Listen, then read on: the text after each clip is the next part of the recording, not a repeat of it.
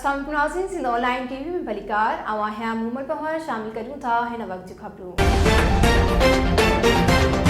नाज़रीन, Sindh online TV पारां हिकु अहिड़े मुनफरद किरदार रखंदड़ वडेरे रसूल बख्श जाखरे जो ख़ुसूसी इंटरव्यू कयो वियो आहे जेको निज सादो इंसान आहे। हुन पंहिंजे ख़र्च ते लखे रुपया ख़र्च करे गरीब मिस्किन माण्हुनि जो इलाज कराए संदन ज़िंदगियूं बचायूं आहिनि ऐं फोती माण्हुनि जा मड़ खणण लाइ मयत बस सर्विस शुरू कई आहे।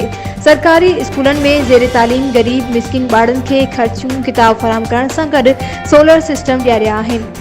संदसि घर ते रोज़ानो अटकल 3 खां 400 गरीब बेवा यतीम बीमार मरीज़ वेठल नज़र ईंदा आहिनि जिन खे हू रोक रक़म राशन इलाज ऐं दवाउनि जो ख़र्च बि अदा करे थो।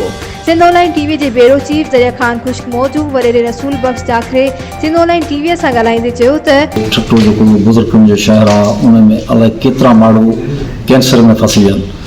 असां इंतज़ामिया खे पहिरीं चवंदा तूं हाणे बि चवंदा पर हाल कोन आहे। ॾिसो पिया त छा आहे पंहिंजो हर शइ ईअं मंथली जो पंहिंजो कमु हले पियो ऐं पर असां चवंदा त भई ख़ुदा रा माण्हुनि जे बचनि ते रहम करियो, माण्हुनि ते रहम करियो त हिन मूज़ी बीमारी में माण्हुनि जी जान छुटे ऐं हुननि खे जी ख़िदमत करियो जेका असां खां पुॼंदा असां बि कंदासीं त तइलीम ॾांहुं हुनजो रुख हुजे।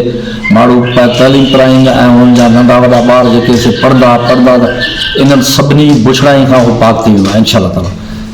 वधीक खबरुनि या अपडेट्स जे लाइ ॾिसंदा रहो सिंध ऑनलाइन टीवी।